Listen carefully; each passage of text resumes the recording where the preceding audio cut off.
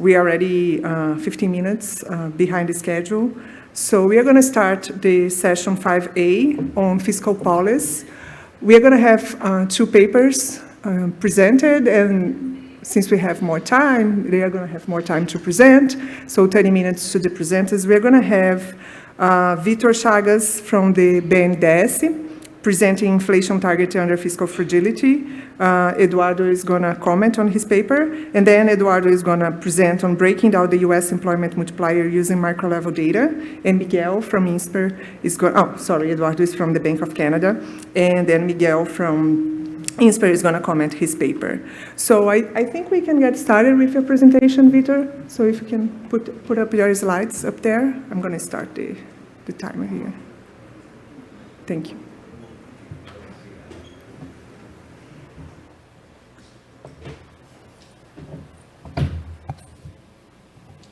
Okay. Do you hear? Dá Ctrl R.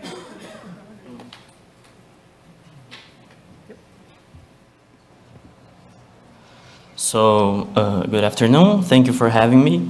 I'm Vitor.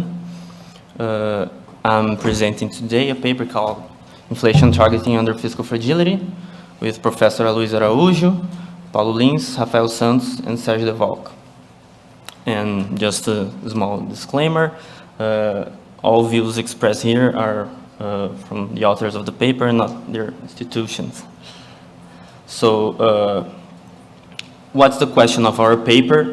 What we're trying to investigate is how do we set the inflation target in an economy that has a high government debt burden?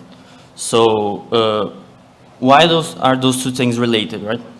So, inflation target is a rule followed by monetary policies for monetary authorities for inflation an inflation level to be attained. And the reason why it works is because or the reason why it should work is because it helps to coordinate inflation towards a target that was defined by the central bank. However, even though some people believe that monetary authority can in itself make the inflation go towards a target, we see that targets are frequently missed, and especially in emerging economies which have a higher government debt burden, and we are starting to see some things that used to only happen in emerging economies to happen also in some advanced economies too. So how does that enter the equation, right? So when the government has a high debt burden, he wishes to use inflation as a sort of partial default mechanism. So when you surprise the markets with a higher inflation than the target, you have a lower real interest rate for a short period, and you can open up fiscal space and avoid doing austerity, right? So there is a role for inflation that the fiscal authority wishes to use.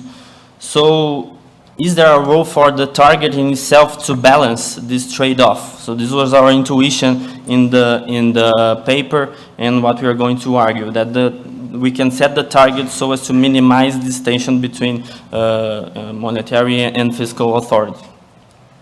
So this is just the history for the Brazilian experience. We're going to be heavily influenced by the Brazilian experience, especially in the 2002 episode.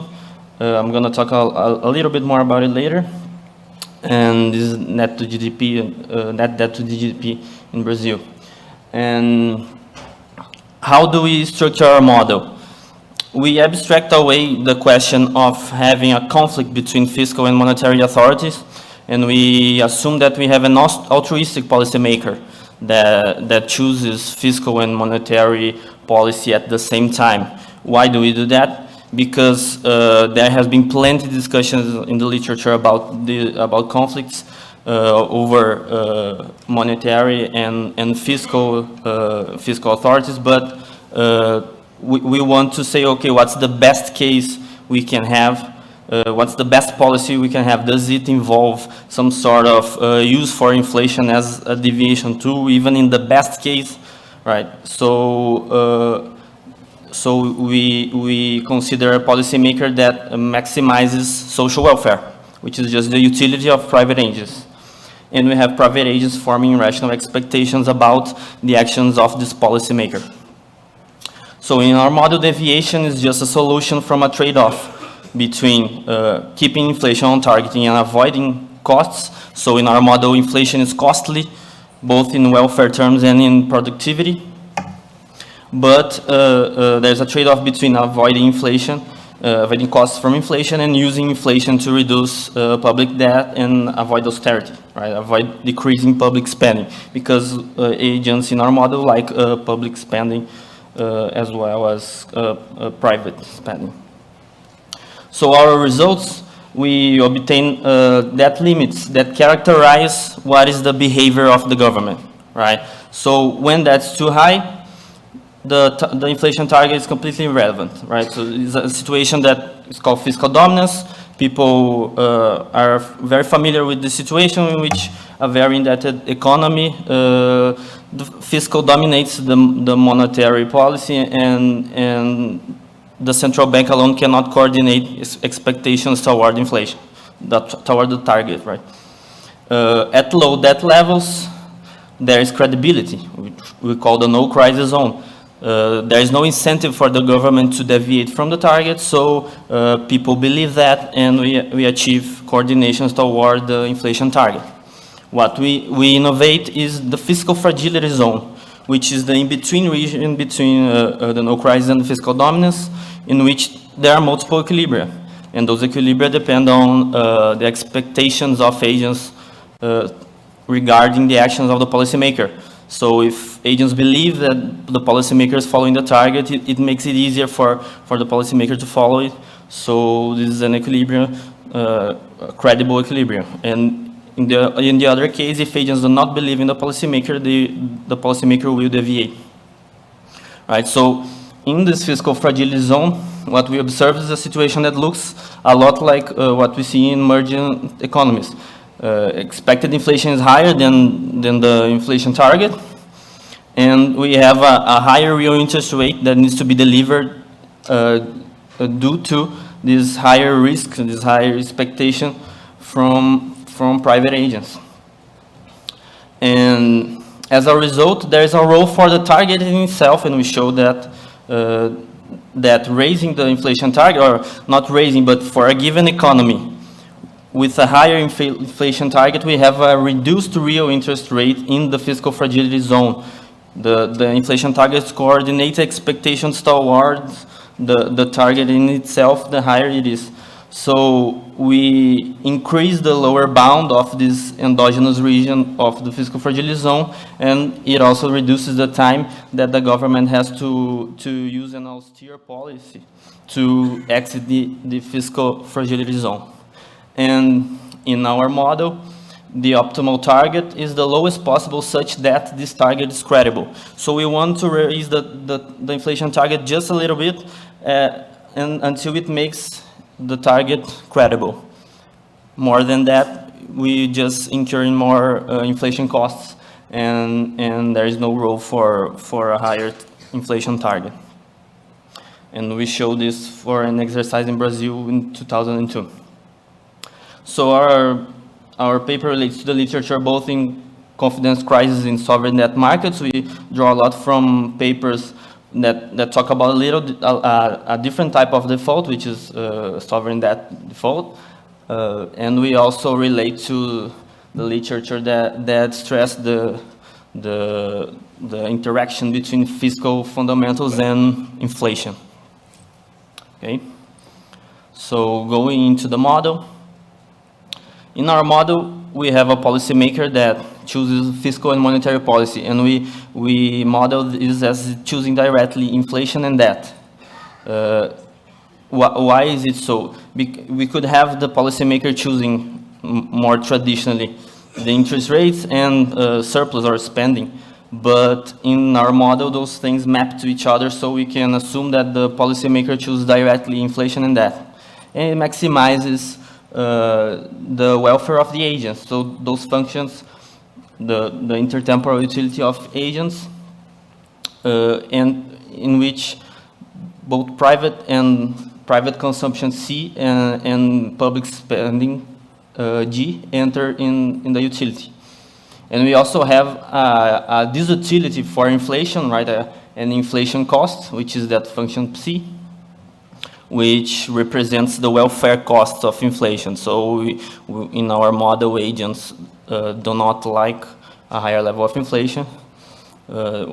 We have very decisive empirical evidence that there is a cost for higher levels of inflation that affects the agent's welfare, and we assume it directly in a pre-specified function, right? So we assume a specific form for the utility function, which is linear on private consumption, and this is essentially for tractability of the model, because if it's not the case, then we have more state variables that we need to track and solve for the model. And we consider that assuming risk neutrality in private consumption actually makes our job harder to show that there's a role for the target, because since agents are risk neutral, there is no risk on the smoothing, right? The consumption smoothing for agents. So essentially, we would have a much easier job proving our claims with a concave function for consumption, but we have a simpler computational job by assuming linearity. We also assume that the function C is convex, right? It's just a standard assumption. And we have an endowment economy that is taxed at a fixed rate. We don't assume that the policymaker can change tax policy, just assume that it's all embedded in the spending variable.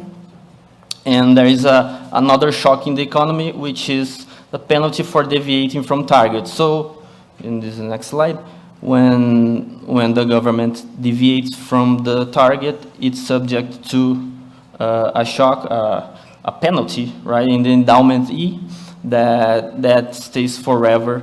So we model this as the impact of a loss of government credibility on economic activity. So it makes the government not wish to lose credibility, and it's a parallel with the sovereign debt literature that assumes that there's an analogous cost of default. So we drew that from the literature. So private agents, they just maximize their intertemporal utility subject to a common budget constraint. Here we don't need to consider inflation in their policy function, because they don't choose inflation, so it just get cut away, and they form expectations about next period actions of the policymaker. And in the regions where there are multiple equilibria possible, these inflation expectations will depend on a sunspot that I will describe better later. So from the private agent problem, we can draw this first order condition for demand of debt that implies this following form for the real interest rate. And what it says is that if the government surprises the economy with a higher inflation level, we have a reduction on the real interest rate compared to the perfect foresight case, in which the real interest rate would just be 1 over beta.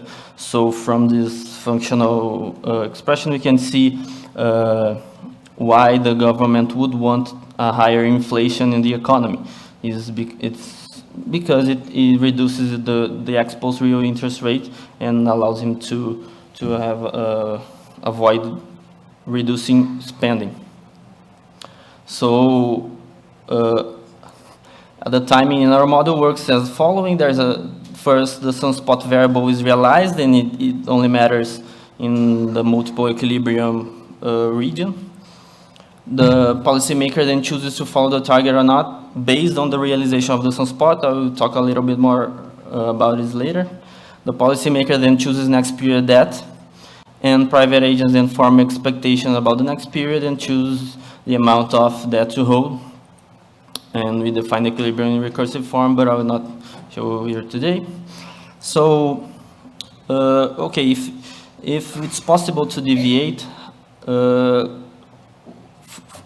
where does the government wishes to deviate to, right? So to calculate the optimal deviation, we assume that the government deviates and solve the intertemporal problem of the policymaker, assuming that it has already deviated and therefore lost completely credibility. So what we show is that in this case, after deviation, the economy enters in a complete steady state, right? And with perfect foresight, and that level when inflation becomes stable. So this is just a solution of a stable problem, but since it depends on the expectation of agents, this is a fixed point problem with regards to the expectations of agents. So the policymaker will want to maximize the following function, which is just the intertemporal utility after deviating.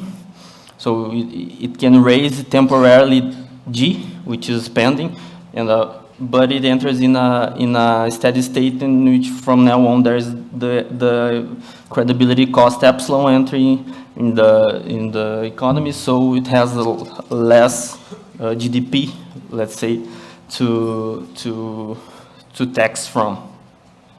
And since the real interest rate enters in the equation, it depends on inflation expectations, and if expectations are taken with respect to the solution of this problem, so this is a fixed point problem that we solve.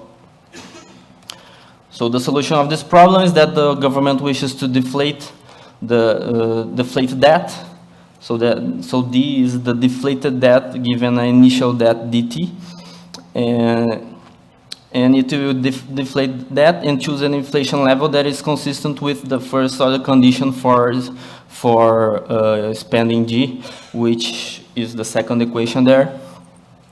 And what it says is that the government wants to balance out the benefit of allocating more spending to public goods through inflationary surprise and the negative effects of raising inflation. So there's the marginal cost of inflation there on the right side. So this is the solution to this problem is the optimal deviation of the policymaker. So now let's assume that VP is the value function of the policymaker.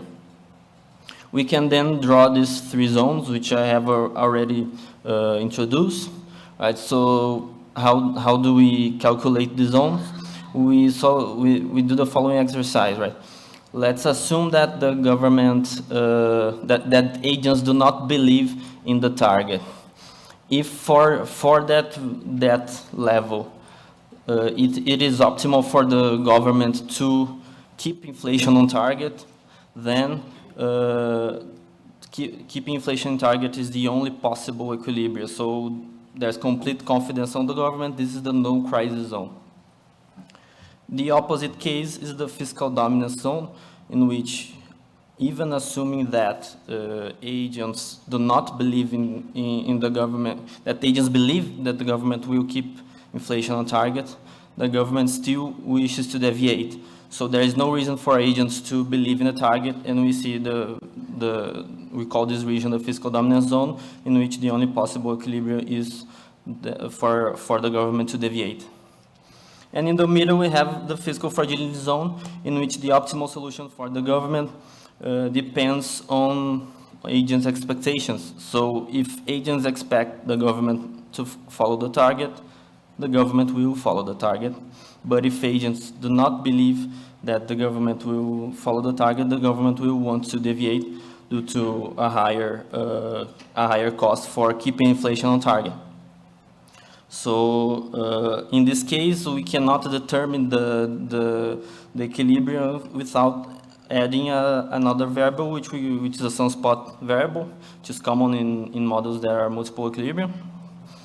And in this, so we assume that there is a sunspot, which I have already denoted by eta, and we assume that F is the probability of the negative sunspot occurring, which the negative sunspot here is the probability of the government deviating. And we say that the government ties its decision to the realization of the sunspot, and then agents form their expectations, taking this probability of the sunspot and forming their expectation. So this is the main theoretical result of the paper, that rollover cost, which is the real interest rate, is decreasing in the target when delivering the inflation target. So why is that the case?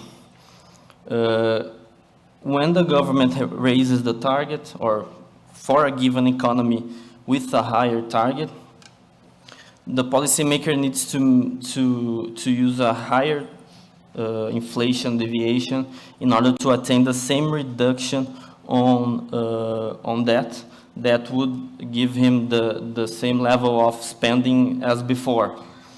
But for this higher level of inflation, we will have a higher marginal cost of inflation, because we had a convex function for marginal disutility, so for inflation disutility.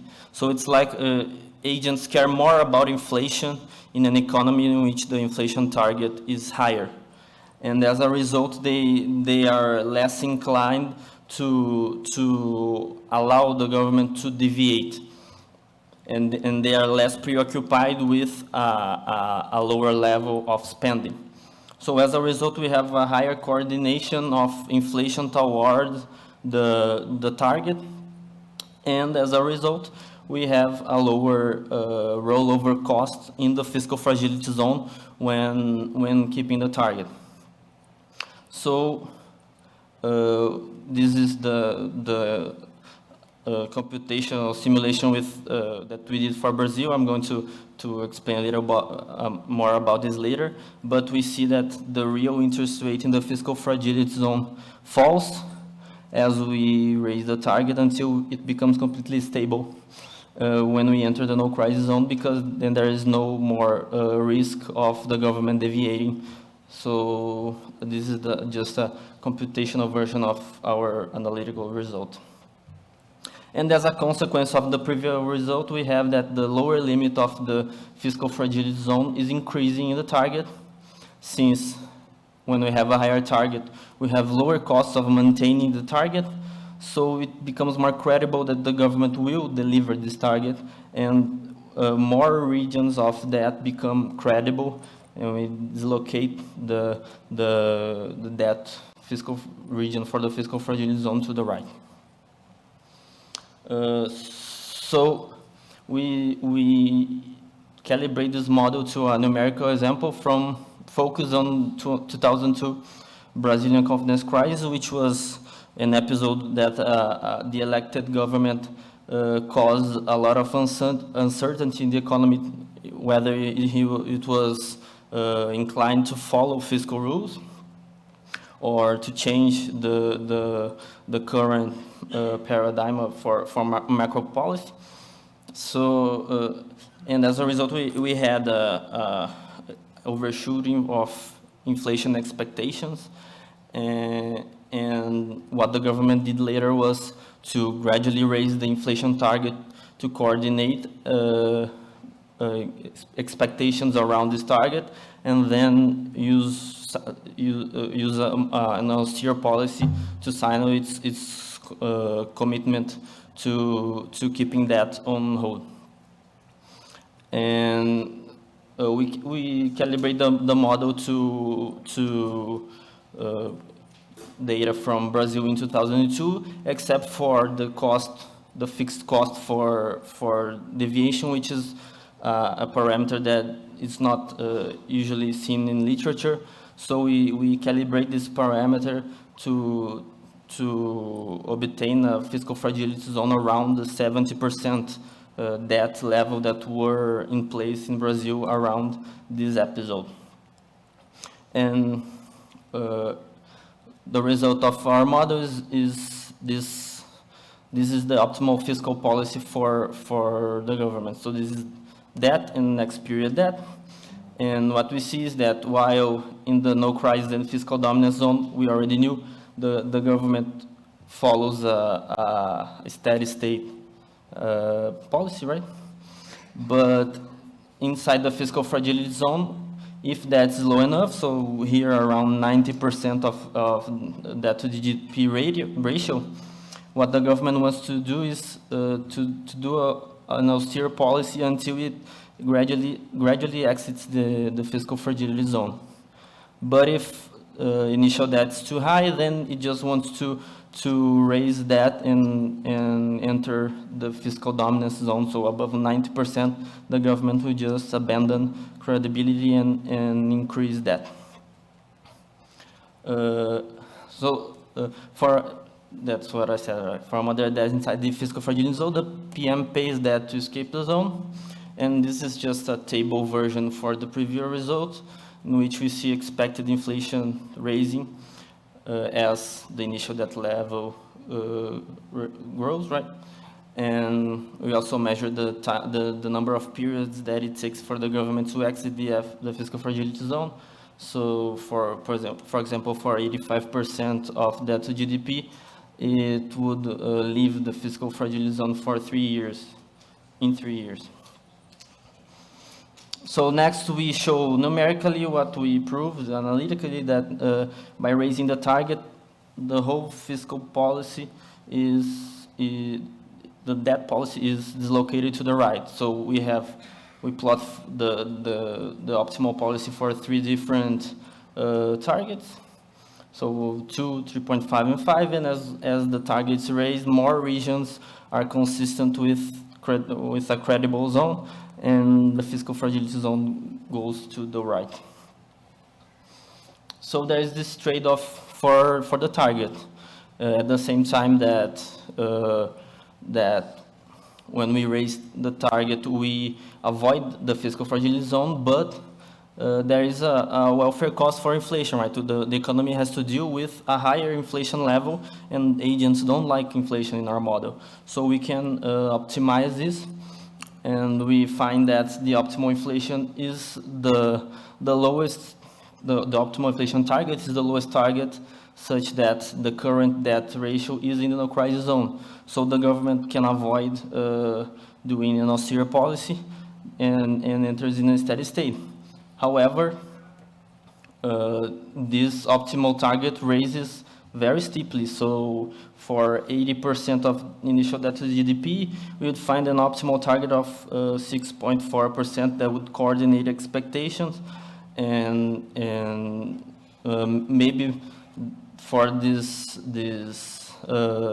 level of inflation, we will have a different behavior for the utility function. So what's interesting here is that for the level that was in place in the 2002 episode for Brazil, which was 70%, we find an optimal inflation target of 4.5%, which is exactly what was in place in Brazil for the following almost 10 to 15 years, and we saw a coordination around this inflation target. So we found a result that is consistent with what we saw in Brazil later and what the policy that was followed by the government. I have still 2 minutes, but I'll just conclude. A higher inflation target may assist policymakers and economies with a high debt burden, and we also want lower debt levels, right? Because it avoids the economy having to enter in the fiscal fragility zone or having to raise target. And this is a model that, while we thought of as relevant to emerging economies, it has been seen to draw some attention from people from advanced economy that are concerned with the current raising debt, especially in the U.S., and it may become relevant to think of moving the inflation target if economies are having problem with coordinating expectations around the inflation target. So that was it. Thank you.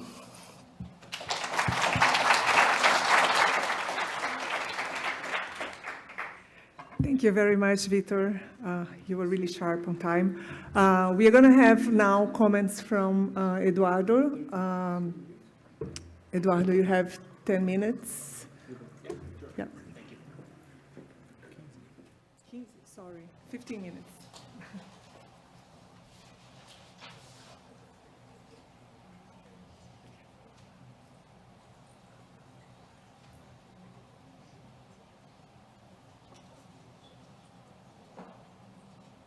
How do you...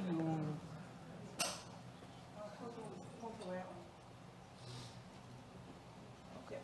Sorry, Okay. Okay, so thank you so much for inviting me here to discuss this very interesting paper. So just a disclaimer, I'm more an empirical macroeconomist, so of course take with a grain of salt what I'm gonna say. So first of all, the main contribution of the paper, I think that it is a very good, it raises very good points. So the first conceptual contribution is that it introduces this fiscal fragility zone, a debt range in which multiple equilibria can emerge and self-fulfilling deviations from the inflation target become possible. So this is the novel in the literature.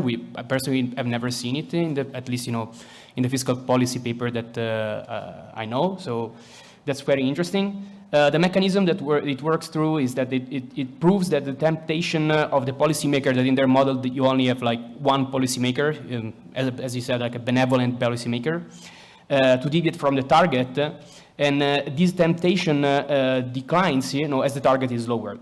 So a higher target raises the debt threshold at which fragility begins. So this is like proposition number 4.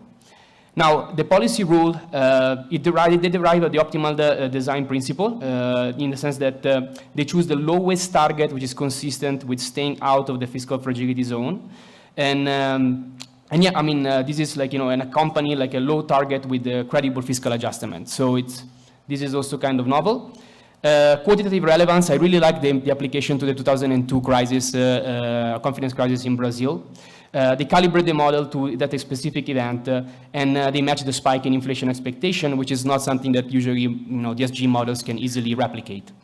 And the broad takeaway is that low inflation targets are not necessarily, a free lunch for fiscal, especially for fiscal fragile economies.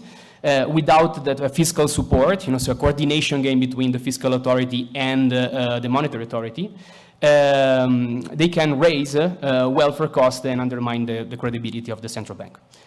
So now let me offer like just a couple of different perspectives. As most central banks are now like in the process of reviewing their inflation target frameworks.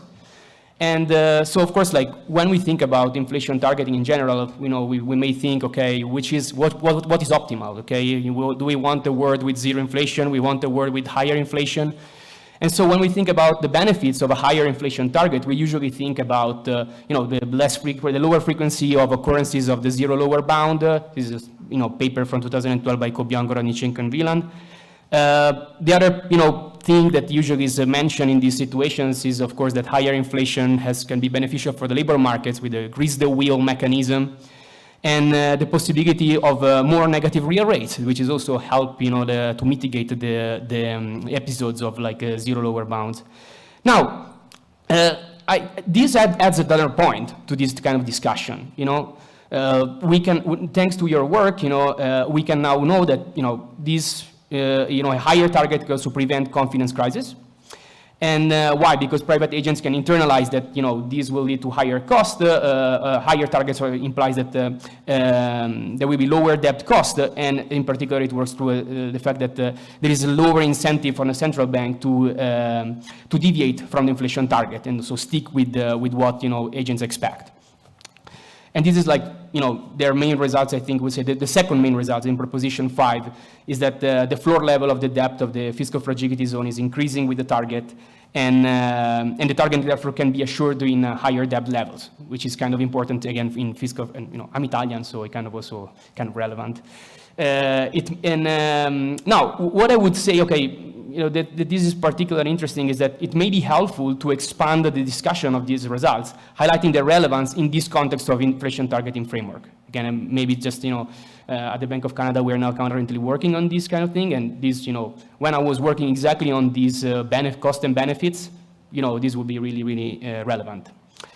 And then in terms of maybe just a couple of comments in terms of the underlying theoretical assumptions that you point out. So the model again fuses fiscal and monetary authorities into a single benevolent planner, which I know that in this more theory-oriented paper it's common to do this kind of assumption, but of course it assumes perfect coordination between fiscal and monetary authorities. And so I was thinking of a potential extension in which there are some sort of game happening, in a sort of Stackelberg type of game in which the treasury moves first, the bank moves second. I think this would be kind of an interesting perspective. And then the only maybe concern that I have is that it's a potential, extension again. I know the paper is already conditionally accepted, so probably that means maybe ideas for a future paper, but you can imagine of a world where credibility is endogenous and grows endogenously instead of having a fixed perpetual cost epsilon of credibility. And this, might, be more relevant in terms of, especially in this context of the anchoring of inflation expectations, in which credibility may just move as a stock of credibility, which can, depletes and increase. And it would be interesting to see whether the fiscal fragile zone, is still, how it behaves in this context. Now, to wrap it up, policy implication for economies with high debt and high inflation. A very low inflation target it may be a liability, it's not necessarily a good thing. And without fiscal backing and coordination, it can raise debt service cost and leave society worse off than instead of a slightly higher inflation target. And that concludes. Thank you.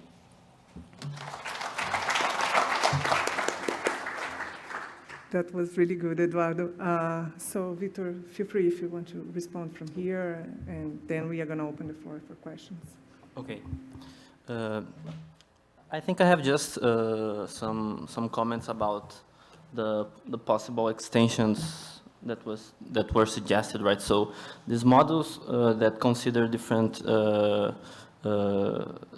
that consider default possibilities, right? This is a default model. Just inflation is a form of default. They are hard to integrate with some other aspects that we are used to in more conventional models like common DSGE, and that's why we try to keep the model very very simple with a very direct message. But there is a lot to do in those models regarding integrating with the more common aspects of monetary policy that we see, right? So, and a central bank looking at an output gap and different shocks to the economy. So I think that there is an interesting line of research that goes in this direction. And also, I think that one very important thing that we could not address in our paper and we want to follow is that the target itself is not a policy instrument in our model, it's a parameter of the model. Mm-hmm. So how does the economy functions when we are changing the interest rate, the inflation target in the middle of the game, right? So there is those discussion of having this strategic interaction between the fiscal and the monetary, and okay, what happens when we change the target, change the rules of the game in the middle of the game?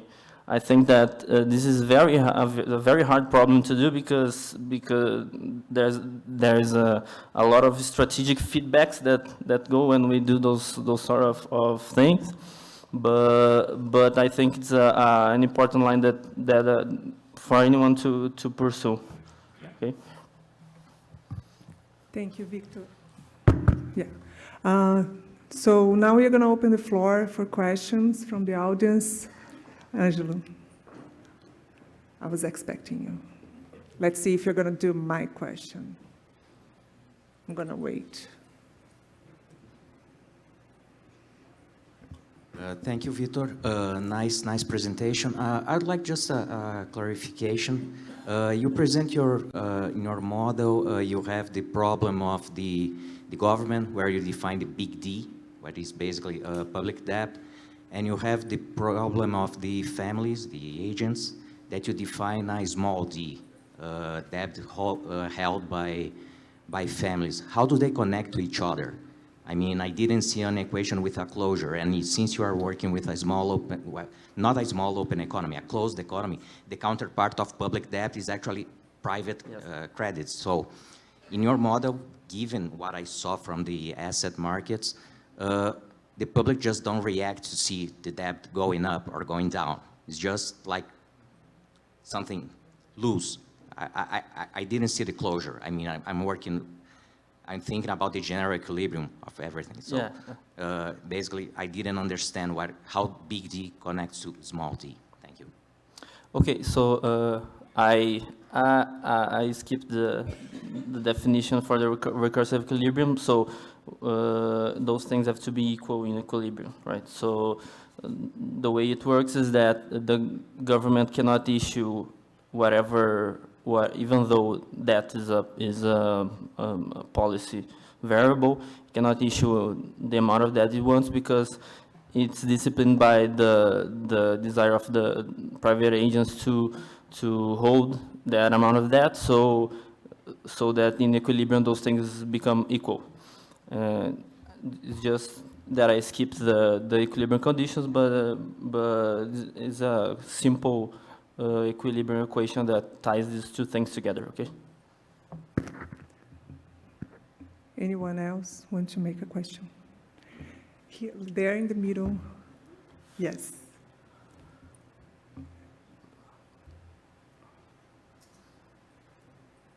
Why don't you get the microphone there? I'm going to anticipate my question.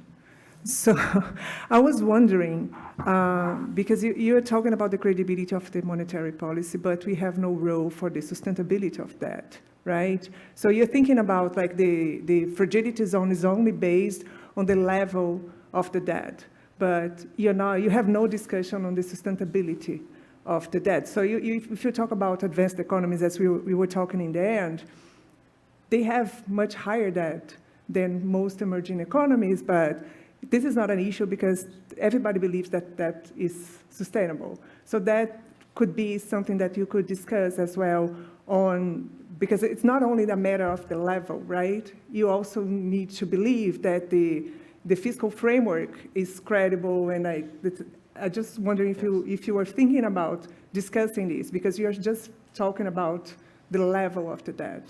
Yeah, when we assume the altruistic policymaker, this question kind of disappears because it wants to smooth public consumption. So we cannot have that with a raising debt.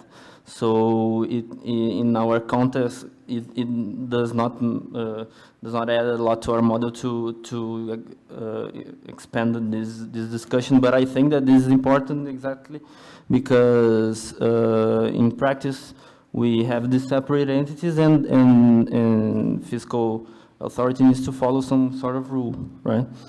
And another thing is that even though we are focusing on debt levels, here what's actually important is the cost of rolling the debt. Mm-hmm. And for an economy like Brazil, we see that its cost is larger, so we calibrate the model to those costs. But what we would see in a more advanced economy is a lower cost, which is associated with an economy with maybe more patience, but essentially less risk, right? Mm-hmm. So this is why we cannot generalize this debt, the debt levels that we see for the Brazilian calibration to other economies, mm-hmm. without changing the proper parameters. Yeah, maybe the Stockelberg game would give a good shot on that. So you have the microphone. Hello. So first of all, congrats, Vitor, for your work. It's thought-provoking.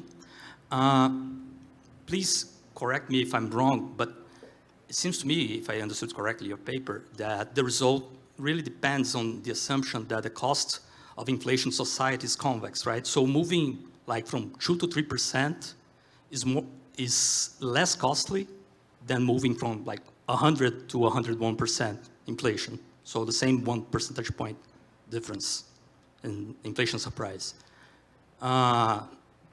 So I just really wanted to hear more from you about this assumption. Why do you think that it makes sense? For my intuition would be like this, a different one, right? I would say that agents wouldn't care as much from moving from 100% to 101% than from moving from 4 to 5. That's it. Thank you. Okay, we only require the weak convexity, so a linear function would also satisfy our assumptions, and the key here is not on the utility function, but on the form of the real interest rate solution that considers inflation in both the sort of a fraction between inflation target and the inflation deviation, which is what we call the deviation ratio. So we only need a linear utility of disutility of inflation to obtain our results. What you talked about it would be more like a concave cost of inflation, and this, even though this would make sense, it would have the problem of we would attain an interior solution for inflation that would be like a global maximum, because we would be maximizing a convex function, right, the negative of a concave function. So we mathematically we have to sort of get a little bit away from these types of specifications for the utility function. And we see that in the literature, convex cost is a lot more makes a lot more sense, right? Because especially in the when we consider, for example, policy loss functions, and we think a little bit of our utility as a sort of loss function for the policymaker, it can be some analog of that in our model. Okay, do we have any further question? No? So thank you very much, Vitor. It was really great. Now we pass to Eduardo Brigante from Bank of Canada for your presentation. You have 30 minutes.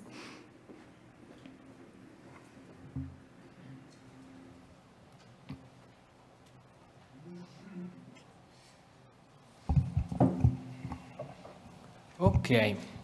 So again, thank you so much for inviting me to this great conference to give the opportunity to talk about my recent work on employment multipliers. So this is joint work with Holt and Victor, and my former PhD classmates in San Diego, and Ricardo Duque Gabriel, who's an economist at the board. So because of these, of course, the usual disclaimers for BLS, US government, Bank of Canada, and Federal Reserve applies. Okay, so let's start from this figure. So the left panel shows you basically the fraction of federal procurement spending share of government spending, G.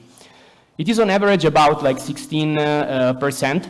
So the red line shows you basically the amount of contracts, so as aggregated from the federal procurement data system, a database that aggregates any federal contracts awarded from 2000 onward in the US.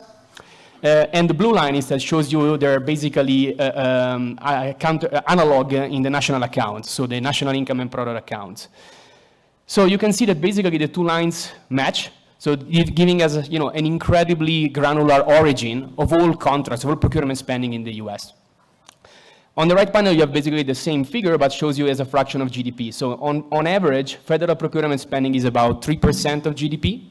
So this is basically gives us the possibility to have like a direct fiscal policy device for the government to affect the economy in a substantial way.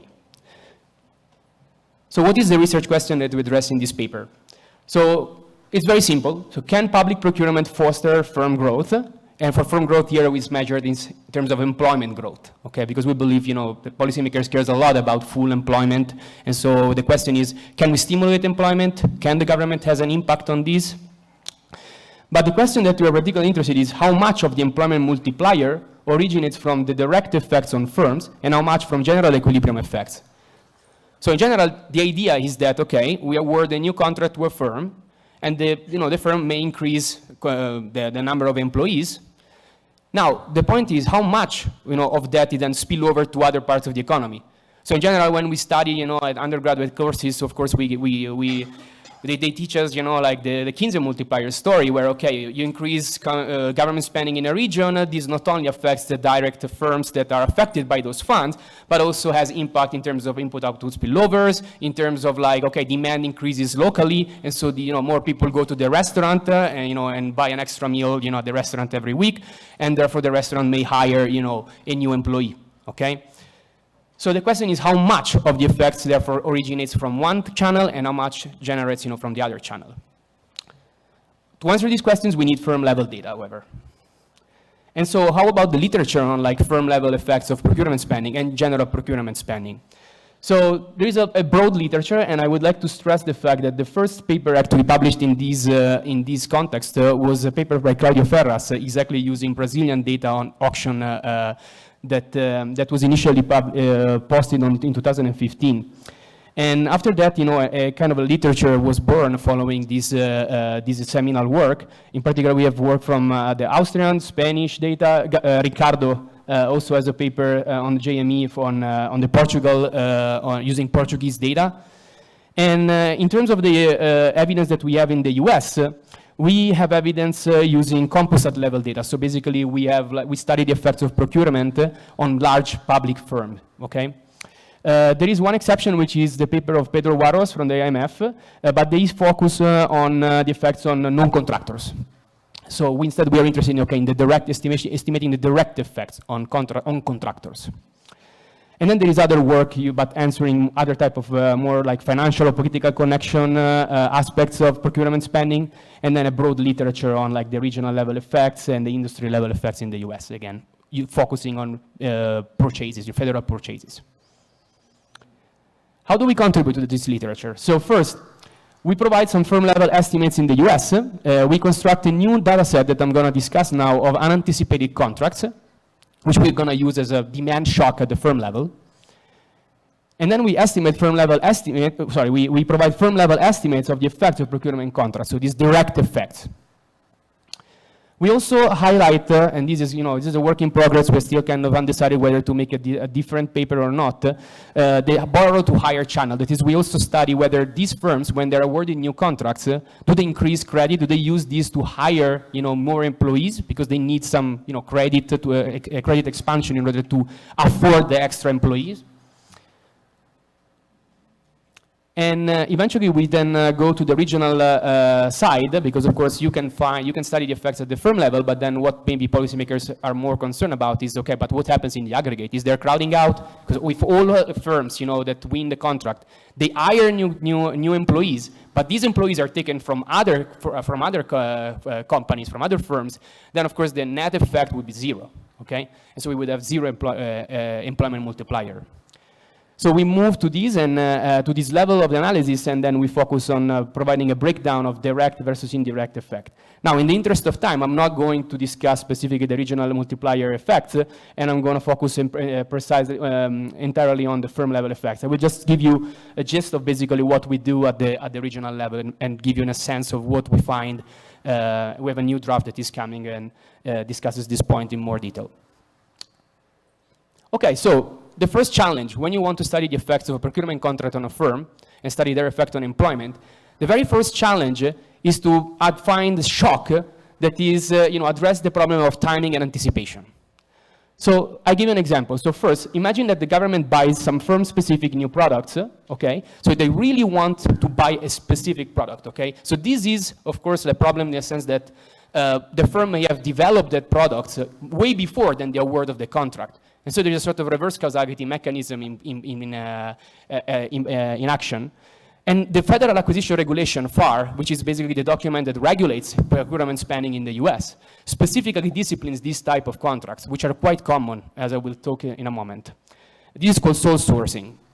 Another example of anticipation is that most contracts are not necessarily new, but they may well be a contract modification to an already existing contract, or a child contract awarded under an already existing umbrella of contracts, which usually are called indefinite delivery vehicle. Okay, and so when the contract is awarded, it's not clear whether these, the effects are manifesting there, or maybe 2 years before when the original parent contract was awarded, and not at the time of the task or delivery order issued by the federal agencies that is awarding the contract. That's why the timing is really important to measure the effects of when do we observe these effects. Okay. Now, to give a sense, so FPDS stands for the Federal Procurement Data System, so it's the database of the universe of contracts in the US. So only 44.8% of contracts are actually new contracts. But now, within this set of new contracts, only 22.3% are definitive contracts. It is standalone contracts, okay? So it is a contract that is awarded to fulfill a requirement now, okay? All the others, or most of the others at least, are task or delivery orders awarded under an already existing contract. Again, this IDV. And so the effects may just be, anticipated in this case. It's not even, and the story doesn't finish here, and it says that within the set of definitive contracts, but this applies to any other type of contract, you may have competed or non-competed contracts, okay? So for the non-competed part, I'm referring to all that type of contracts that are sole sourced. That is, the federal agencies want to buy some specific new products, okay? And therefore they do not, they do not expose the contract to the competition, okay? So we're gonna focus instead on like new contracts, definitive contracts, and competing contracts. Now, the other problem of identification in this case is the selection into treatment or reverse causality. So imagine a situation where the more productive firms, they may win more contracts, okay? Systematically win more contracts. So how do we address this problem? We're gonna expand our regression equation using firm fixed effects. We're also gonna we have done also other robustness check to kind of control for productivity levels by controlling for lagged values of the average wage that these firms pay, and the results are robust. Another example of reverse causality is that more contracts may be awarded during regional or sectoral boom. So imagine a situation where, okay, you have like a region that is like booming, so the agencies in that region, they're also awarding more contracts, but then the firm's outcomes, they might just increase in terms of employment growth just because the region is booming and not necessarily because of the contracts. And in order to control for this, we're going to expand our specification with the sectoral and sectoral time and regional time fixed effects. Now, okay, so how do we proceed? So imagine that the firm I at time t is awarded some value of contract GIT. We split the contracts in two values. So one is GIT tilde, which is kind of the potentially anticipated component of contract. So any contract, okay, that is potentially anticipated. And then we have a sort of firm level shock epsilon IT, which represents the set of contracts awarded to a firm that is unanticipated. Unanticipated contracts meet those conditions that I showed you earlier in the figure. So first of all, they need to be competed, and they need to have at least two bidders, and this follows the path of Ebus and Zimmerman, which studied effects with component level data. They also need to be newly awarded, followed as well by our colleague at the Bank of Lithuania, Zimantas Butris, and they need to be standalone contracts, there's definitive contracts. Now, this is really important, because sometimes newly awarded contracts, awarded under a parent company, they report in FPDS the competition details of their parent award. So they appear as if they've been competed at that time, but it's not true. The contract may have been competed years before when the parent award has been awarded in the first place. So we focus on these four conditions. Now let's look at the result. So first of all, this is a very computational intensive task, because what we want to do is to take the universe of federal contracts in the US and match them, okay, with the universe of establishments in the US. Now, I'm saying universe, but to be fairly honest, we only have access to 42 states because of BLS restriction that not all states, they award, they let us access the data. But I can assure you that we match about 80-90% of all federal spending with our firms. And so we run, we match firms using the name, the county, and the year. Okay, again, so very computation intensive task. We can proudly say that we crashed the BLS server a couple of times by accidentally constructing a 1 terabyte log file. They didn't like that. But we managed to match a very high number of firms. Now, we have to provide like some cleaning of our data, okay? So we just retain firms that have mostly an entire history of observation, and that have at least they've received the contracts not in their last, not in the last years, only one contract in their last years of observation, or in the beginning of the sample, okay? Because this is because we control for lags and we control for 8 quarters of the horizon, so we want to kind of maintain a sort of the same sample throughout our firms. This is the specification that we estimate. So basically, we look at the change in employment, regress on Epsilon IT, which is our unanticipated set of contracts. We control for other potentially anticipated contracts, and lags of employment growth, and lags of unanticipated and potentially anticipated contracts. Plus all the fixed effects that, as I discussed earlier, they allow us to control for this potential selection into treatment. Yeah. Yeah, sure. Can you speak in the mic? You're going to make a question? It's just to speak in the mic so everybody can hear. It's just, sorry, can you bring the mic here, please?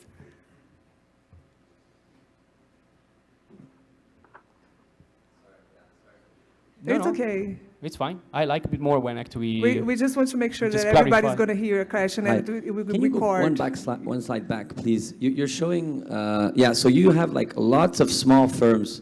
So there's a recent paper, we talked about it, Big G, that documents that like the vast majority of procurement, federal procurement, is done through big firms. True. So you have a huge selection bias here. I mean, I don't know if it's by design, but so you're basically going to study those small firms that are not expecting. So can I say, okay, this is a very good point, and it has to do with external validity, Now, here is tricky. So we use the word firms. These are establishments. Now, according to the business dynamic statistics, a firm that is less than 500 employees is considered as like a medium or small firm. But the point is that in order to calculate, to accrue the value of employees to either small, medium, or large firms, they actually look at the entire employment across the firm. But what we study is establishment. So suppose you have an establishment with 25 employees here. If then this establishment, and trust me, many of these establishments have other establishments in other states, the aggregate value of them sum up to maybe more than 500 employees, then you have a large firm. So this is like a good point, and it's a very well taken point, but trust me, if I call a small firm here, it may well be part of a large firm, because this is a small establishment. But that's a really good point. Is it clear? We're on board? Fantastic. Okay, so let's look, this is the specification that I showed you earlier. And now these are the baseline results. So on the left, I'm showing you the response of small firms. On the right-hand side, on the response of large firms. Now, what is interesting here is that first is the shape of the impulse response function, which doesn't seem, I'm talking more about the small firm size. It doesn't seem to increase immediately on impact. So this is like a reassurance for us that is kind of ruling out the possibility of having anticipation effects. Because of course, if the effect spikes on a few quarters after the shock, is really kind of, a sort of indirect evidence of lack of anticipation. But we will test it in the next slide.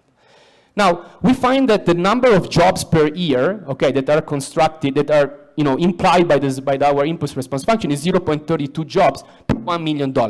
This is a very low number, okay? And I'm gonna talk about this point in a couple of slides. Large firms' response is positive but insignificant. So this, unfortunately, it may have to do with the fact that we have a smaller sample. And so it's kind of difficult to, tell whether this is really like a lower effect or, these larger firms, they usually subcontract many of their contracts. And so part of the effect is lost at the firm level. So it's kind of more difficult to kind of identify the specific shock for these very large establishments. Now, let's look at the robustness side. So first of all, we want to rule out the possibility that there are anticipation effects. Again, if we think about the shape of the impulse response function for small firms, it's kind of reassuring that there is no effect on impact, but it takes time, for the impulse response function to spike. So what we do, we re-estimate our same specification that I showed you earlier, but instead of using current values of epsilon IT, we just look at the effect of like epsilon IT delayed by 1, 2, 3, and 4 periods to see whether future unanticipated contracts do have an effect on current employment growth. And this is shown in the left panel, and we don't find any evidence of that. Now, another thing that we were worried about is that, okay, maybe the specification is picking up some sort of spurious correlation in the data. So we said, okay, let's do a sort of placebo test. And so what we did, instead, we ran the same specification, but instead of running it on epsilon IT, we just ran a placebo. And so we reshuffled the timing of the shocks of each firm within the firm itself, of course. And then we estimate the specification using this synthetic shock, okay? Now, if we are really picking up a causal effect at the firm level, we're expecting to see no effect at all for this placebo shock. And this is what you see on the right panel. So you can see that it's the same specification, the same shocks, but the timing is reshuffled within the firm, and we don't find any significant effect. Okay, so this is the part that we're kind of elaborating more in the new version that is going to be available soon, which is a breakdown, okay? So this is really, what we did was the following. We take the universe of firms that we observe in the FPDS, and we use our matching algorithm that we developed to match firms in the QCW, so the quarterly census of employment and wages at the BLS, and then we aggregate all firms that we have reliably matched, okay, to construct regional MSA level time series of contractor employment. So the employment that accrues to all firms that have won at least one contract from 2006 to 2019. Okay? So we are able to split the publicly available data from the QC, from the BLS, into a contractor and non-contractor component. Then what we do, we estimate regional level multipliers following the literature. So we just follow Demanic et al., Auerbach, Gornichenko, and Murphy. But then we look at the effect on these two components of employment, okay? And by doing so, we find that the number of jobs here is about 1.32 jobs per $1 million. But the multiplier is driven by the contractor component. Now you may be surprised, you may not be surprised and say, okay, not a big surprise that the firms that are receiving contracts are the ones that are responding more to contract shocks. But this is not, a priori, taken for granted, because, we learned, again, in our undergraduate course that, okay, there may be like large spillovers, large multiplier effects that may have a large impact on employment of firms that have never won a contract. But we don't see this in the data, okay? We really don't see it in the data. So this is suggesting that there are like small general equilibrium forces at the regional level. So notice, if you think about the work of Gornichenko, Murphy, Auerbach, that they do find evidence at the GDP, using regional GDP level of these contracts. This is not against those findings. This is saying this, or this is saying the following. You have like a regional shock of contracts, okay? Firms made, imagine like the restaurant owner that never wins a contract by the Department of Defense. They may well have, observe an increase in their demand, and so you see GDP growing in that region. But in order to make those extra meals, they do not hire a new waiter. This is how you should kind of see this result. And so we provide a breakdown of the effects by taking then the direct effects that we estimate at the firm level, divided by the total effects on contractors at the regional level. And this is to get a sense of what is the spillover effect within the set of contractors. Because as I showed you earlier, the multiplier estimated at the firm level is quite small. And so we find that only 25% of the employment multiplier originates from firms, okay, that are immediately awarded a contract. So this is saying that basically most of the employment multiplier is driven by firms that have won at least one contract, so that are linked in one way or another to the Department of Defense or other major federal agencies. But most of the effects and most of the spillovers appeared, at least for the employment, appear to happen within the set of these firms. How? Input-output connections or subcontracting. So these are probably the main channels through which we observe a discrepancy between the firm level estimates and the regional level estimates. Okay. Now we also provide some evidence on the credit channel side. This is done using the Y14Q database of the Federal Reserve Bank. So our idea is the following: is that many small firms may need external financing to scale hiring in response to new demand. Okay? And a government contract can serve as a collateral or signal firm quality to the bank. Okay? And therefore, in response of winning a new contract, this relaxes the borrowing constraints that these firms face. And in response to this, more credit is given to these firms. So we are expecting to observe an increase in credit in response to these newly unanticipated contracts. So we're on the same specification that I showed you earlier, okay? So on the left-hand side, we find the response of small firms. On the right-hand side, on the response of large firms. We see, these are like 90% confidence bands. This is a really kind of preliminary result, so we're pretty sure that we can do better. But you still find like an uptake in the amount of credit that these firms are subject to when they're winning a new contract, which may be consistent with the story of a borrow-to-hire mechanism in which the firms may just increase credit in response to newly awarded contracts and to afford the extra workers.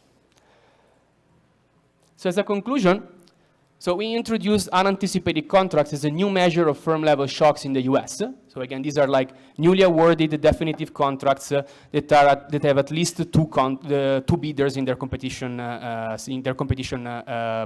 system. And only 6% of this federal procurement spending meets these 4 conditions. So it's a pretty stringent condition. At the firm level, unanticipated contracts appear to have a positive and persistent effect on employment of small firms. Now, I didn't mention this earlier, but if you look at the timing of our impulse response, it seems to be very persistent, like at least 8 quarters, so 2 years. Now, the median duration of these contracts is about 3 quarters for goods, or 3 quarters for service, and 1 quarter for goods. Okay, so the effects appear to persist beyond the duration of the contract. And we have these preliminary results of showing that there is an increase in credit access of small firms, which may back up this borrow-to-hire mechanism to firms. So the bottom line is that, yeah, procurement contracts can be an effective policy tool to procure growth to small firms. At the regional level, again, I didn't touch upon this specific point, but basically the regional employment multiplier that we find is driven, as I said, by contractors, so firms that won at least one contract throughout our sample, which is suggesting of like small general equilibrium effects for the employment at the regional level, okay? We provide this breakdown, and we find that the direct effect on firms is about 25% of the total effect, and the indirect effect on other contractors is instead about 75%. Now, again, why this discrepancy? There may be subcontracting or input-output network effects that operate within the set of contractors. And that's all I have. So thank you for your attention.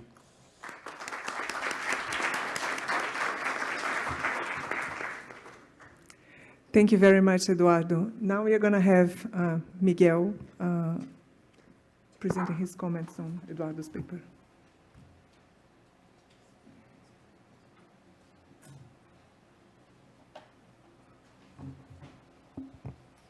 So, thank you very much for giving me Edu's paper to discuss. I really enjoyed reading it. So, let me start a little bit broader. I liked your literature review, and you're one of the few that does the literature review. I'm going to skip mine later, but I think that's the right way to do it. I want to put it kind of in a broader literature for those that don't know this specific literature. So for a long time, that's one of the most important questions in macro. Just like understanding the effects of monetary policy, it's understanding the effects of fiscal policy. And for a long time, we try to answer this question by looking and treating aggregate revenue and aggregate government spending as the policy instrument, right? And then there's questions of reverse causality, simultaneity, because the way we look at is, Let me look at wars as a source of exogenous variation for government spending, and then we identify the effects. Now, when we look at government spending, things like big G don't exist, right? Big G, government does lots of things in big G. It pays public servants' wages, it maintains a central bank, it sends money to people, pays for hospitals, does a bunch of things. One of these things is buying services from firms or goods, right? So this paper is part of a recent strand of the literature that I'd like to put it as putting big G under the microscope and trying to learn from micro-level data. And I congratulate you on this paper, and I think this is an important paper, and this literature is a necessary literature to advance the knowledge on the effects of fiscal policy, right?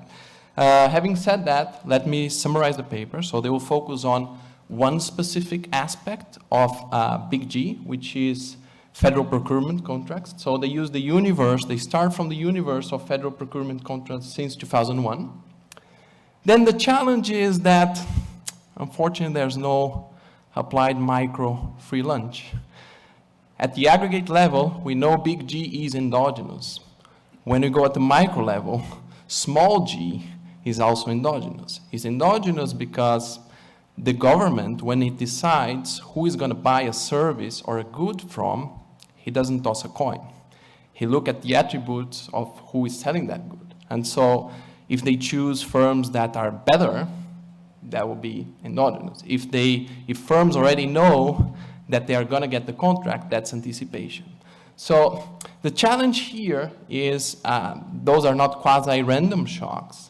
So we went from a search of a big G shock to what I call, they label it unanticipated contracts. I would like to think about those as idiosyncratic government spending shocks, okay? So they identify them by classifying unanticipated contracts. Then once you have that and you believe that's arguably exogenous variation, then it's actually pretty simple. Not the matches, there's a ton of heavy work in terms of matching the data and so on. But in terms of the empirical strategy, once we find something exogenous, just do a panel local projections, you get the dynamic causal effects. They do that to look at firm level employment, wages, and credit. That's what the bulk of the presentation was today. That's what I'm going to be focusing. And then they also do an exercise at the regional level that's in the paper, but I won't discuss it. Okay? So I'll split my comments into two blocks. The first one is on the identification of the shock, or what I call unanticipated contracts. And the second block on the empirical specification and the empirical exercise. Okay? So what they identify as unanticipated contracts. They do so what I call as identification based on sample restriction, right? So they treat as unanticipated contracts those that are new, definitive, competed contracts, and contracts that received at least 2 offers. And to be honest, this seems reasonable to me, but neither necessary nor sufficient. I could think about someone that got a new contract once in the past, applied again, and was still surprised by getting a new contract, right? And in the same way, I could think of people that don't satisfy this and were still satisfied. That is fine, but there's one that I see as a major drawback as doing identification by sample restriction, or at least with this set of very stringent restrictions, which is they only match 6% of, or only 6% of procurement spending satisfies these 4 conditions simultaneously. So the matched sample that they have only has 13,622, I got the number wrong there, with one unanticipated contract. So if one were to stick to this current identification, there's a little bit of a circularity in the sense that your results in your selected sample point out that effects are heterogeneous.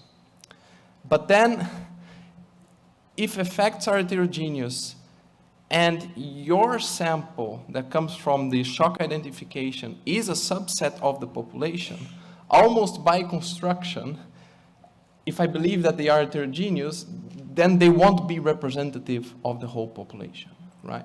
So if one were to stick to this current identification strategy, I think it's just acknowledge it, and you do to some extent, but one exercise that I would like to see is actually comparing the firms that you have in your sample with the firms with the population, right?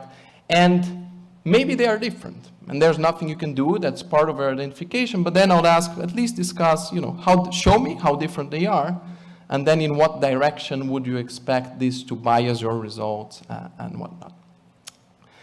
And then this got me thinking on whether there was a way of identifying this exogenous variation, maybe in a different way that doesn't require us to drop that much of the sample. And I'm not an expert in this literature, so I may be saying something a bit crazy. If it is, I'll just embarrass myself.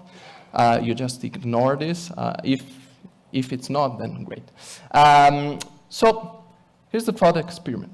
Suppose that firms could access in real time the same federal procurement data that you do in your paper, but in real time. Suppose I'm applying for something in 2007.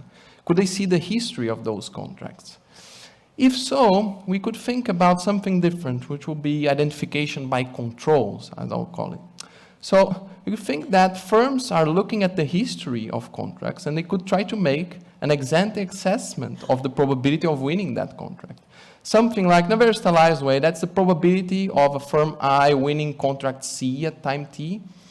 Intuitively, if I'm a firm, I would think that's a function of maybe my own attributes, and those could vary over time.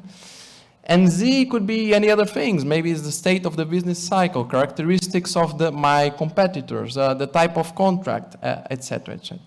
If you could do something like this, we could do it kind of a pseudo real-time exercise in which you estimate this, and then you take some kind of fitted values and call that the firm's subjective winning beliefs.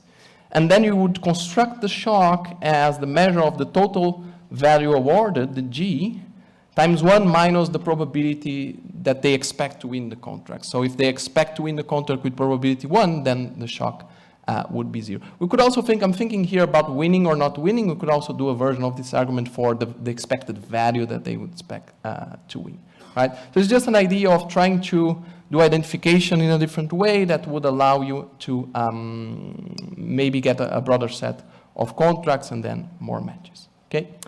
Moving now to the second part on the empirical specification and exercises. So they matched 13,000 firms. And then before running the local projections, they eliminate from the sample firms that either have gaps in their time series, that the only contract shock is in the first 4 observed contracts, the only shock is in their last 2 observed years, and have fewer than 1 employee on average, right? So this leaves us with 5,117 firms, right, which induces further selection. And here, in the other drop, I do understand that's part of the identification. So in some sense, I wanted to think whether there was a different way, but that was necessary for identification.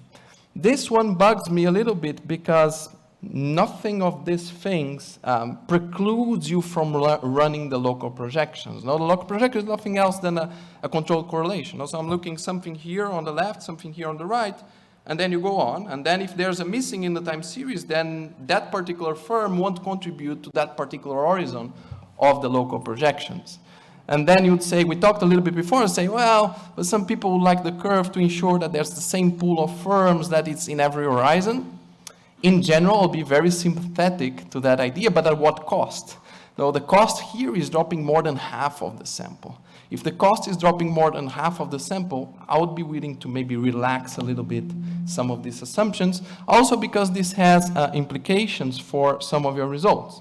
Moving now to the employment effect, right? So we go straight to effects on small and big firms. I think you could show first results without heterogeneity, just baseline results on the sample firm. And then when your main result is this. So on the left panel, you have employment on small firms, that's the IRF, and on the right, employment on the large firms. And then it got me thinking on significance, like statistical significance versus economic magnitude, right? Because in the paper, I have the feeling that you stress a lot the result on the left because that is statistically significant. But there's a reason why is that statistically significant. No, you have 100, as Ivan pointed out, you have 175 firms out of the 5,000. So you expect the effect on the bigger firms to be less well estimated, even though at 4 quarters, you know, it's significant at 68%. We are macro guys, even though the exercise is micro. But if you think about magnitudes, if you compare the magnitude of the effect on small firms, that's 0.2. The effect on big firms is 2. So setting aside kind of statistical significance, a full order of magnitude, bigger the effect on the big firms. And then it gets the question like, okay, but one is small, the other is big. So for me, ideally, I would like to see this with log employment, which is what you do with the percentage change in the regional effects. Very simple, just parse a log before. And maybe this is, at the end of the day, maybe in percentage change, this is not as different as it seems when we look at that plot. Okay. Other dimensions of heterogeneity, you focus a lot on small versus big. There's a reason for that, but I don't know if there's something you could explore. Something that I think would be different would be which type of employment increase. And you have, I don't know if you see that in the data, temporary or permanent. Yeah. So you do, I think, the best that you can, which is showing the persistence of the effects are suggestive that they hire guys permanently and not temporarily. Okay. On the credit effects, right, you do find that small firms, there's an increase in credit and decrease in the interest rate, right? So that finding, combined with the finding that small firms increase employment, and you'd say that that supports the evidence that there's a borrow to hire mechanism. I think, yes, it could be, but it would take a little bit more to fully convince me of this effect. One thing, again, related to the samples because of the other match, the sample is not the same. So you're estimating this increase in employment is not the same set of firms that you estimate the increase in credit. And it's like almost 10% of the other sample. So one thing that you could do is estimate those effects of unemployment on those 170 firms just to see if it goes through. And then I would ask for you to show me that they are not using the credit to do other things with the money. So they could be investing, they could be accumulating inventories, etc., right? And I'll stop here. Again, congratulations for the paper, and good luck with the publication. We all need a good doses of good luck. Thank you.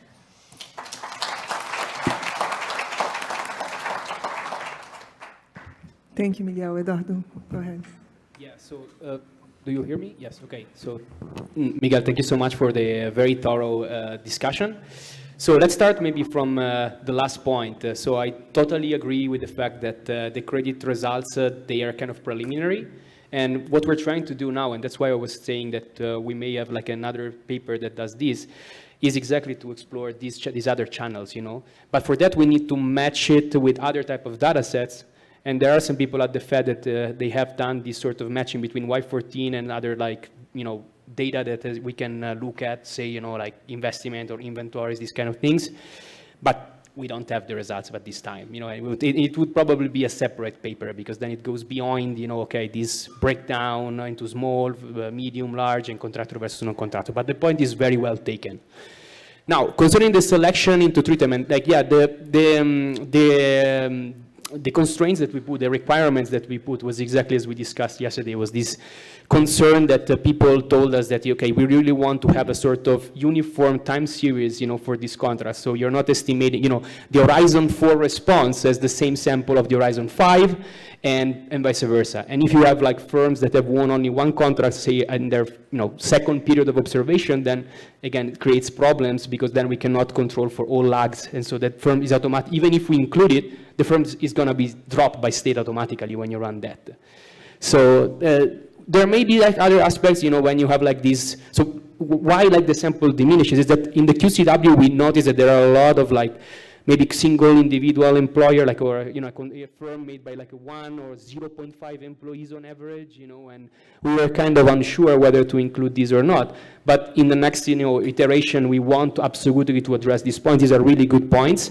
The problem is that the BLS went fully remote, and they didn't find a way to kind of allow, you know, continuation of the service to access the data. So now we are waiting for them to, you know, allow us to access the data again. It should happen, you know, sometime this summer, so we will be able to kind of implement this very thorough observation that you raised.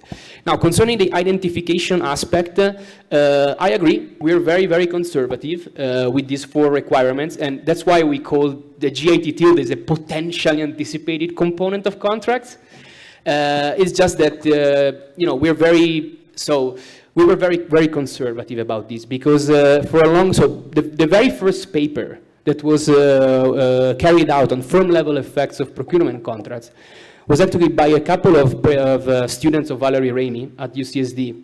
And I know kind of the story behind that paper, and they tried to publish, and they were always kind of super concerned, oh, but there is a reverse causality, there is an endogeneity. They were studying, you know, the effect of contracts on firms, publicly listed firms, in 2010 I'm talking about. So it's like way before even Ferrat's first seminal work.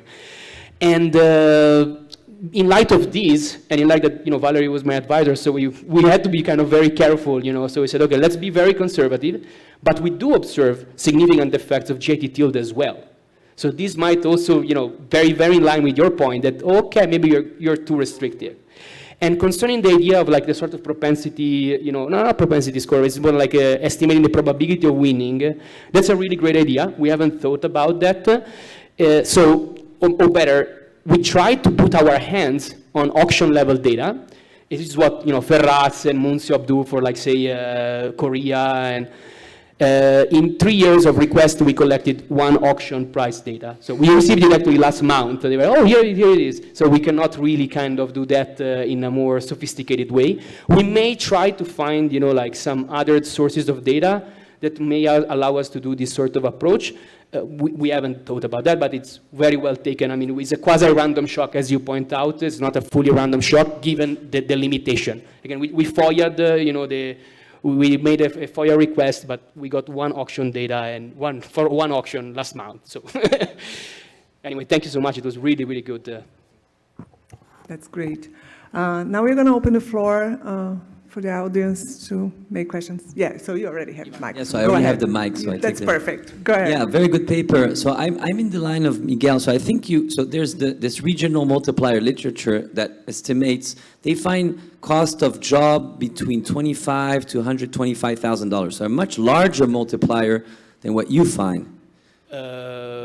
Okay, Reich. Yeah, okay. So because you're talking about number of jobs or cost per job, because a higher cost per job is bad. Like we find, so when, okay, so lower cost per job.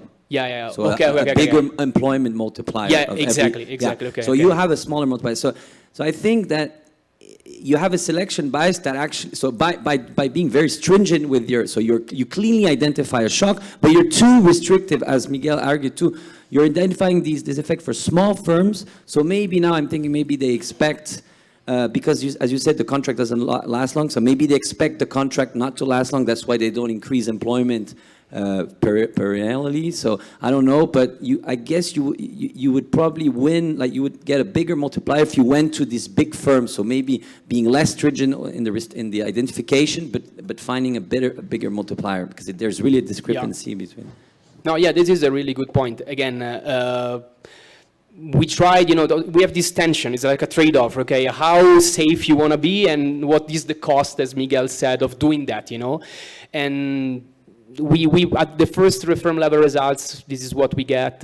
We really want to do this, but again, now we don't have access to the data, so we are waiting for it to have again the access to the data to implement these kind of changes. Now, I believe that most of the fact that we don't find like a very large effect on our establishments level results is probably due a lot to form of subcontracting that may also happen. That of course, you know, is a spillover that we do observe at the regional level, but we don't, of course, capture it at the firm level. And that, again, we are trying to put our hands on some subcontracting data. There is no data on, on the US for that. So we can't really control. The best we can do is that, okay, let's look at a broader aggregation level and see how we can reconcile the estimates. But very well taken point, Ivan. It goes, in your favor for your paper. You should use transfer. You should not use procurement contracts, you see? Any other question? I have one. I was wondering about the dimension of heterogeneity that Miguel was mentioning. If somehow you could look at the type of service or type of good that the firm is providing and separate firms that are more labor intensive or capital intensive and maybe get different results on that. Did you try something about this? No. Yes, we do. I haven't showed it today. So especially in light of this new IMF paper by Umberto Muratori, Pedro Warros, that they find that the service multiplier is larger than the goods multiplier. We don't find that in the data, though, like at the firm level data. Like, we do find actually that it seems, at least for large firms, you see that goods multiplier appear to be slightly stronger than the service multiplier. They're not estimated precisely, but almost precisely. That there is quarter four of the goods multiplier for large firms is kind of almost significant 90% level. For the small firms, or we should say use establishments to kind of, reduce the risk of confusion. We really don't find any we can't tell, statistical difference between the two effects. So we don't find actually that in the data. Okay. But we did that just to make sure that, we address the comments, this type of comment, especially in light of Pedro new work. Yeah. And sorry, but did you do defense versus non-defense, since almost half of federal spending is in defense? No, we didn't tell apart defense and non-defense contracts. I don't think that the big difference lies in this because, say imagine, you may think, oh, but defense contracts, Lockheed Martin, something very sophisticated. Some contracts are for that, but a lot of contracts, for instance, for federal, for defense contracts are like for food, for the canteen of the military bases, for instance. And so we will not think exactly as like, the ideal, defense. But that would be a long-term contract. It wouldn't fall into your category of unanticipated contract. We break down by service and goods type. The 10% of service contracts are for, goods contracts are for like type of food. Like this for the military bases or, other federal agencies, canteen and these sort of things. But it's on the to-do list, like the defense versus non-defense thing. But again, we can't access the data now at the firm level. Yeah, okay.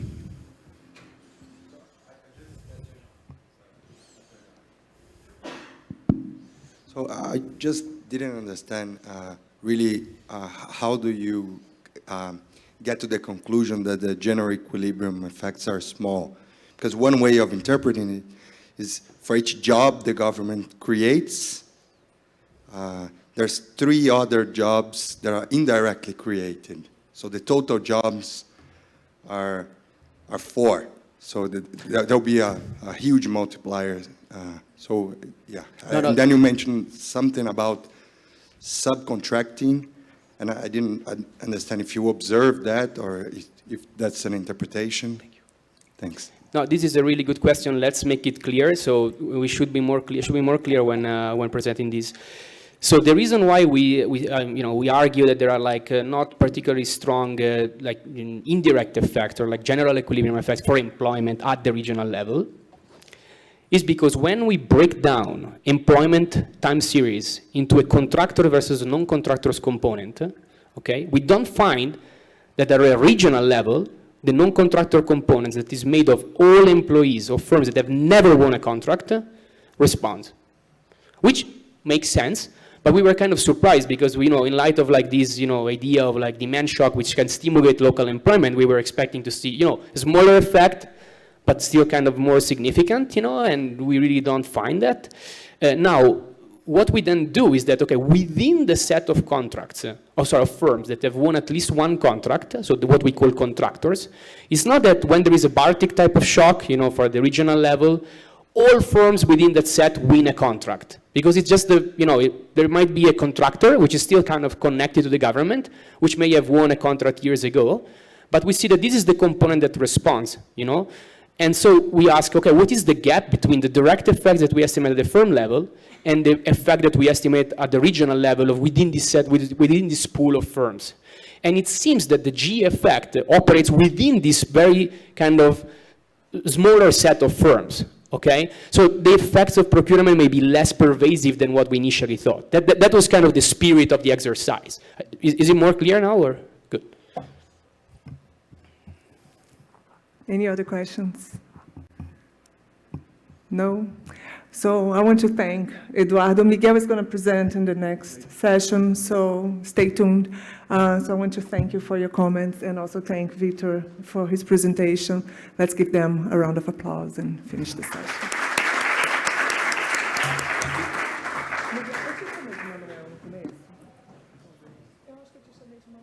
Mas assim que eu cheguei. Não, mas não nas apresentações.